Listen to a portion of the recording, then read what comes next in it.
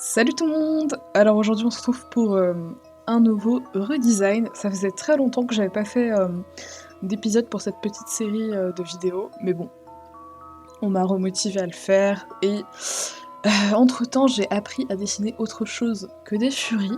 Voilà, je sais dessiner des pet shops maintenant, à peu près.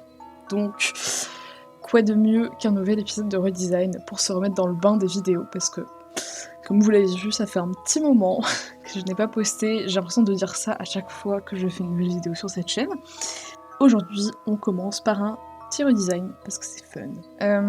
Donc pour l'occasion, j'ai choisi de redesign un Pet Shop G7, donc de la nouvelle génération qui sort actuellement en magasin, je pense que vous en avez tous entendu parler. Et donc pourquoi un G7? Tout simplement pour être un peu dans l'air du temps, parce qu'aussi il y a pas mal de designs qui sont assez simples, c'est pas du tout un appel à la rage ou quoi que ce soit en mode ah les G7, il faut les redesign ou quoi, c'est juste pour le fun, donc pas de soucis là-dessus. Sachant qu'on peut redesign à peu près n'importe quoi. Pour effectuer notre petit tirage au sort, on va tout simplement utiliser Google. Rien de bien sorcier. Je vais juste mettre 69 parce que, comme vous le savez, à l'heure actuelle, il y a 69 figurines qui sont sorties. J'imagine que d'ici la fin de l'année, on en aura peut-être plus, mais pour l'instant, on en est là. Bon, je n'ai pas compté les variantes, mais c'est pas très important. Voilà, ils ont à peu près le même design, donc c'est pas grave. 18, alors ça, c'est un blind bags de mémoire, parce qu'il y en a 18 en tout. Ouais, c'est bien ça, c'est cette petite lionne que je trouve très cool. Et je pense qu'il y a vachement de potentiel. J'aime beaucoup son design, en fait, déjà là, à brûle pour point. En revanche, je trouve, je sais pas ce que vous en pensez, mais son corps est très vide. Voilà. C'est mes premières impressions sur ce design. La palette est chouette. Juste, pourquoi ne pas avoir fait quelques détails sur le corps? C'est dommage. Et je vous propose du coup d'avoir ce qu'on peut faire à cette petite lionne pour l'améliorer, ou pour proposer juste quelque chose de différent, voilà.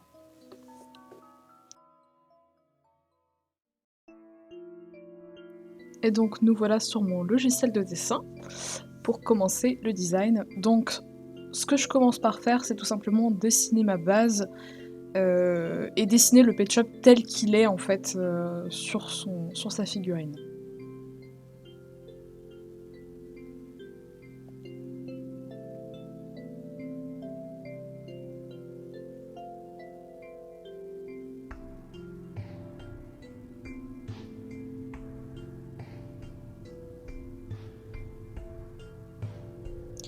Enfin, je vous ai dit tel qu'il est, mais en vérité,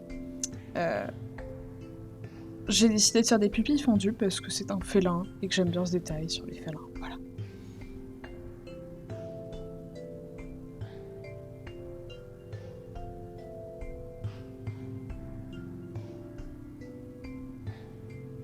J'aime beaucoup aussi le gros museau des lionnes, qui est bien apparent sur le moule d'ailleurs.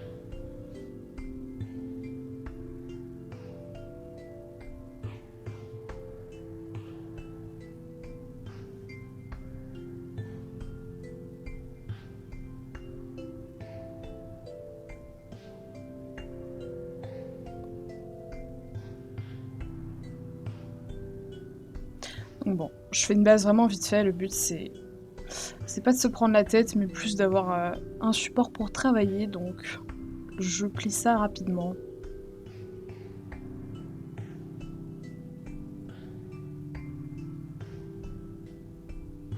On s'attaque ensuite aux couleurs. Je vais essayer de respecter au maximum l'esprit de la palette, même si j'ai légèrement nuancé certaines teintes. Mais dans l'idée, je suis restée sur la palette basique pour ce redesign.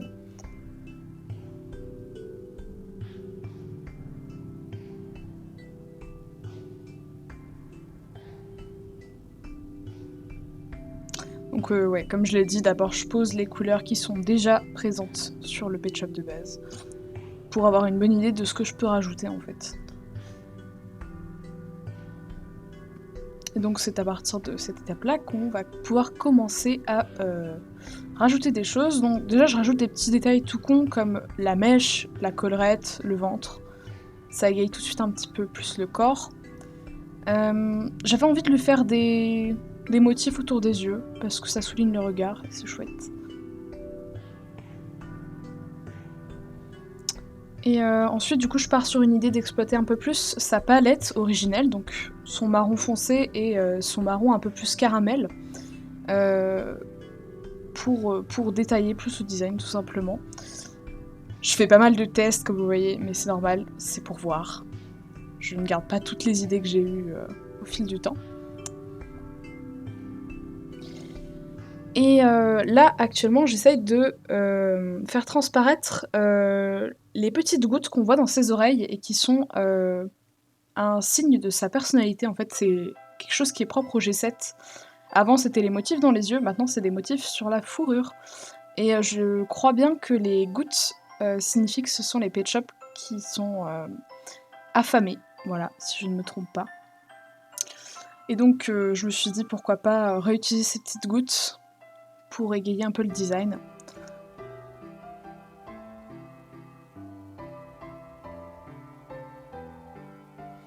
Je lui ai rajouté des petites listes noires sous les yeux parce que ça fait bien félin, genre. Un peu caracal, puma, je ne sais pas trop. Je me suis dit que je pourrais rajouter des gouttes au-dessus de ses yeux, mais finalement j'ai pas conservé cette idée dans le design final parce que je trouvais que ça faisait un petit peu de trop. Voilà. Et puis je m'attaque juste aux finitions après pour terminer le dessin, juste qu'il soit un peu plus lisible.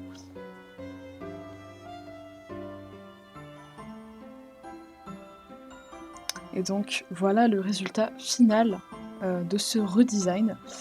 Je ne sais pas trop ce que j'en pense finalement. Je la préfère quand même au design de base. Et je trouve qu'on reconnaît à peu près l'idée du Pet Shop. Après, voilà, il y a des choses à améliorer, j'imagine. Peut-être que c'est un peu trop détaillé pour du Pet Shop.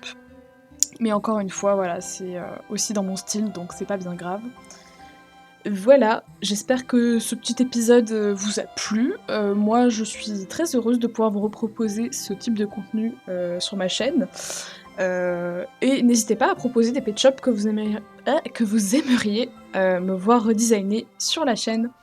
Voilà, voilà, des gros bisous et à bientôt pour une prochaine vidéo. Salut!